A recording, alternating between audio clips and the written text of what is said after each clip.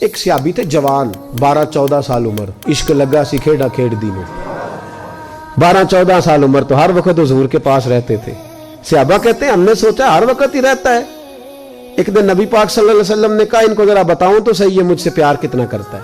صحابہ کو تجربہ کرانے کے لیے حضور نے اس سے کہا مجھ سے پیار کرتے ہو؟ اس نے کہا بیبا آپ کو پتہ ہی ہے سارا. تو حضور نے فرمایا جاؤ اپنے باپ کی گردن کاٹ کے لاؤ. کس کی؟ اوکھا جے بابا کام.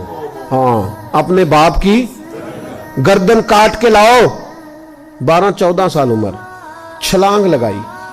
مسجد نبوی کے دروازے پر مولا علی شیر خدا کھڑے تھے. ان کی گردن میں تیر کمان تلوار تھی, کھینچی تلوار. اور جب دوڑے نا جذبات میں تو حضور نے فرمایا اسے پکڑ لاؤ, اس نے سچ مچ کاٹ کے لے آنی ہے. لے آؤ پکڑ کے. عاشق نزاکت جانتے ہیں. حضرت طلحہ بن برا بیمار ہو گئے. بیمار, دن میں 2 دفعہ میرے نبی تیمارداری کرنے جاتے. 2 دفعہ. اللہ کرے وہ بیماری میں ہی آ جائے.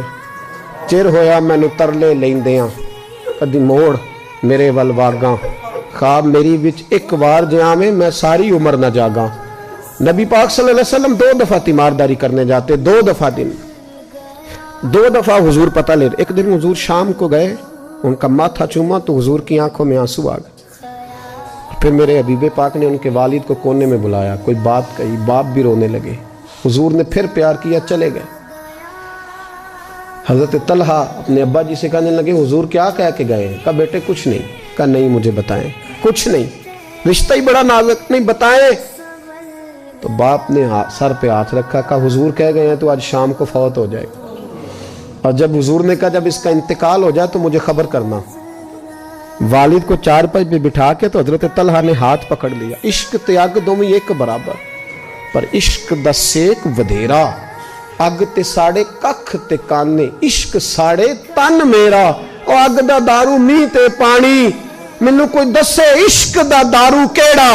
بلے شاہ اتھے کچھ نہیں بچدا جتھے عشق ہوراں دا ڈیرا. ہاتھ پکڑا باپ کا اور کہنے لگے ابا جی ایک وعدہ کرو, رات کو جب میں فوت ہو جاؤں تو نبی پاک کو اطلاع نہیں دینی, خبر. کہا بیٹے حضور کہہ گئے ہیں دینی ہے, تو کہتا نہیں دینی, کیوں؟ عاشق نزاکت جانتے ہیں. اگرچہ 12-14 سال عمر تھی پر عشق پکا تھا نا, نزاکت سمجھتے تھے. کہنے لگے ابا جی جن گلیوں سے حضور نے گزر کے آنا ہے وہ یہودیوں کی گلیاں ہیں. ایسا نہ ہو میرے جنازے کی خاطر حضور گزرے اور کوئی میرے نبی کو تکلیف دے دے, اس لیے خبر نہیں کرنی مصطفیٰ کو. آپ جنازہ پڑھ کے دفنا دینا. رات کو انتقال ہوا, باپ نے جنازہ پڑھا, دفن کیا. سارا کچھ جاننے والے رسول آئے. کہا مجھے بتایا کیوں نہیں؟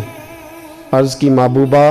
کہتا تھا حضور کو تکلیف نہیں دینی, میری ذات کی خاطر تکلیف نہ دینا, نہ کوئی یہودی تکلیف نہ پہنچا دے. گلیاں یہودیوں کی ہیں, قربان جائیں. ساری دنیا روضہ رسول پہ, اور میرے رسول نے فرمایا مجھے بتاؤ اس کی قبر کہاں ہے.